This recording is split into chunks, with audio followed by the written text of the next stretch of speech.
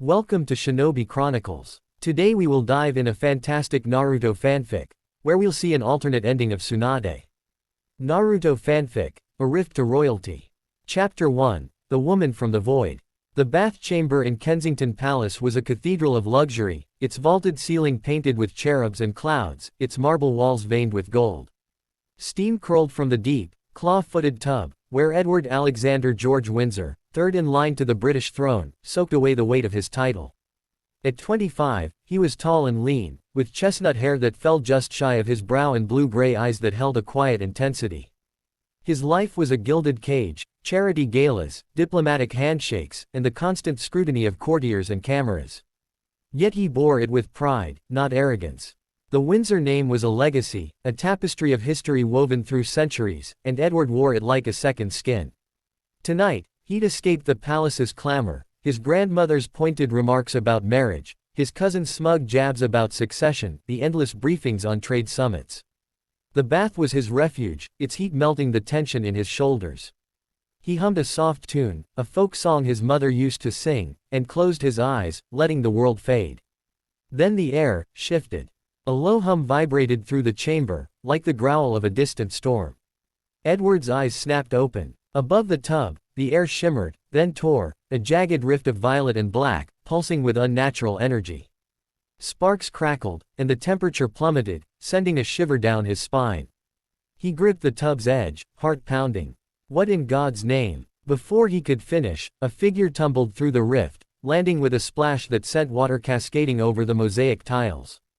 Edward yelped, scrambling to cover himself, but the intruder was already standing, knee-deep in his bath, dripping wet and radiating fury. It was a woman. No, not just a woman, a force. She was tall, with blonde hair plastered to her face in wet strands, her amber eyes blazing like twin suns. Her clothes were strange, a green vest, a gray tunic cinched at the waist, and sturdy boots caked with dirt, as if she'd just stormed through a battlefield. Her fists were clenched, and her stance screamed danger, like a lioness ready to pounce. "Who the hell are you, and where am I?" she barked, her voice sharp enough to slice through the steam. She scanned the room, its gilded fixtures, crystal chandelier, and towering windows, then locked eyes with Edward, who was still clutching the tub's edge, naked and mortified. I could ask you the same," he stammered, grabbing a towel from the nearby rack and wrapping it around his waist, his face flaming red. "This is my private bath, in my palace. You can't just fall out of the sky." Her gaze flicked to the towel, then back to his face, and her lips twitched, half smirk, half scowl. "Palace? What kind of shinobi hides in a fancy tub?" She stepped out of the tub, water pooling around her boots, and turned to the rift just as it snapped shut with a crackle, leaving only empty air. Her smirk vanished. "No, the void rift, it's gone." Edward's pulse raced. Shinobi. Void rift. This wasn't some elaborate prank or paparazzi stunt. This woman was otherworldly. He stood, towel secured, and tried to channel the composure drilled into him since childhood. "Look, miss, I don't know what's happening, but you can't just appear out of nowhere." "Who are you?" She crossed her arms, sizing him up like he was a mildly interesting sparring dummy. "Tsunade. Senju clan. And you're, what, some rich kid playing king?" Her tone dripped with skepticism, but her eyes darted around the room, clearly thrown by its opulence.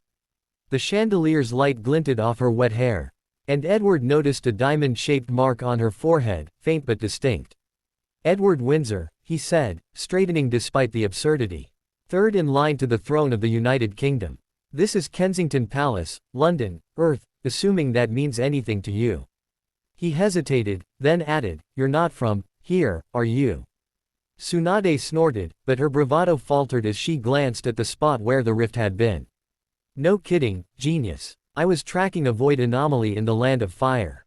Unstable chakra signature, unlike anything I'd seen. I thought it was one of Orochimaru's experiments." She rubbed her temple, muttering, "Jiraiya's gonna owe me a fortune for this." Edward's mind spun. Land of Fire. Chakra. Orochimaru. The words were gibberish, yet her conviction was undeniable. She wasn't lying. And that rift, it had been real, not a hallucination. He glanced at her again, taking in her soaked clothes, her coiled strength, the way she carried herself like a warrior. She was unlike anyone he'd ever met, Certainly not the polished debutantes his family kept shoving at him.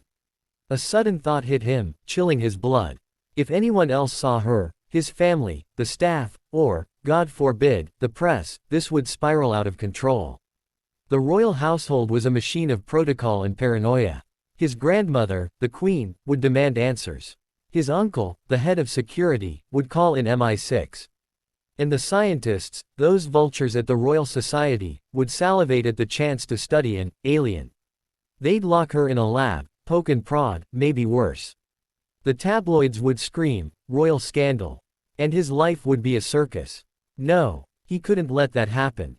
Not to her. Listen, he said, lowering his voice, you can't stay here. Not like this. If anyone sees you, it'll be a disaster. My family, the government, they'd treat you like a specimen. I'll help you, but we need to keep this quiet. Can you trust me? Tsunade arched a brow, clearly unimpressed. Trust you? I don't even know you, Bath Boy. But she softened, just a fraction, sensing his sincerity. Her eyes flicked to his face, searching for deceit, and found none. Fine. For now. But if you double-cross me, I'll break every bone in your fancy body. And I'm good at breaking bones. Edward swallowed, unsure if he was terrified or intrigued. Deal. Let's get you some dry clothes and figure this out. Somewhere less wet. He led her out of the bath chamber, stealing glances at the fierce, impossible woman from another world. His heart raced, not just from fear, but from something else, a spark of excitement. His carefully ordered life was about to unravel, and, strangely, he didn't mind. The palace's west wing was a labyrinth of corridors, lined with portraits of stern-faced ancestors and gleaming suits of armor. Edward guided Tsunade through a servant's passage, avoiding the main halls where footmen or maids might spot them. She followed, her boots squelching, her expression a mix of suspicion and curiosity. The air smelled of polished wood and old books, a far cry from the forests and battlegrounds of her world. Edward's mind churned. He needed a plan. First, clothes, her outfit screamed, outsider. Second, a place to hide her. His private apartments were the safest bet, the staff rarely entered without permission. Third, answers. What was that rift? Could it reopen? And who was this woman, really? Her strength, her confidence, it was magnetic, even if she looked ready to deck him at any moment. They reached an oak-paneled door, and Edward ushered her into his study, a cozy room with leather armchairs, a fireplace, and shelves of first-edition books. A window overlooked the palace gardens, where moonlight silvered the hedges. He locked the door, exhaling. Wait here. I'll grab some clothes. Don't break anything. Tsunade smirked, leaning against his desk. No promises, Prince. She picked up a crystal paperweight, tossing it like a kunai, and Edward winced. Her ease with danger was unnerving, and a little thrilling. He returned minutes later with a stack of clothes, a cashmere sweater, tailored trousers, and socks, all his own. Best I could do on short notice. Women's clothes would raise questions. He handed them over, turning to give her privacy. Tsunade snorted but changed quickly, her movements efficient. When he turned back, she looked striking. The sweater hugged her curves, and the trousers, though slightly loose, gave her a modern edge. She tied her damp hair into a ponytail, eyeing him. Not bad, Bath Boy. But these are useless for fighting. You won't need to fight, Edward sighed, hoping he sounded convincing.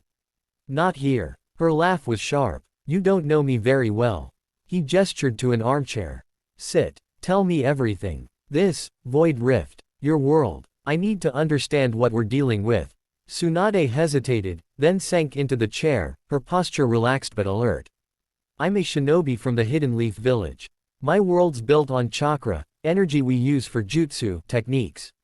I was investigating a rift in the Land of Fire, a tear in reality. Thought it might be a weapon or a trap. I stepped through, and, she gestured around. Here I am, stuck. Edward sat across from her, processing. And the rift closed. Can you reopen it? She shook her head. Not without knowing what caused it. My chakra's intact, I can feel it, but this place, it's different. No ambient chakra. It's like trying to breathe underwater. He frowned. So you're stranded, and if anyone finds you, they'll regret it, she said, cracking her knuckles. But I'd rather not start a war. Yet. Edward leaned forward, elbows on his knees. Then we keep you hidden. My apartments are private, and I can handle the staff. But you'll need to blend in eventually. Learn about Earth, our customs. I'll teach you. Tsunade raised a brow. You, teach me. This'll be good. His lips twitched. I'm a quick study. And you're not exactly subtle, Tsunade. She grinned, a flash of mischief. Subtle's overrated. For a moment, their eyes locked, and Edward felt that spark again. Something warm and dangerous, like standing too close to a fire. He cleared his throat, standing. Get some rest. I'll sleep on the sofa. Tomorrow, we'll start figuring this out. Tsunade stood too, stretching. Fine. But don't expect me to curtsy, Prince. Wouldn't dream of it, he said, and as he watched her saunter to the guest room, he wondered what he'd just gotten himself into.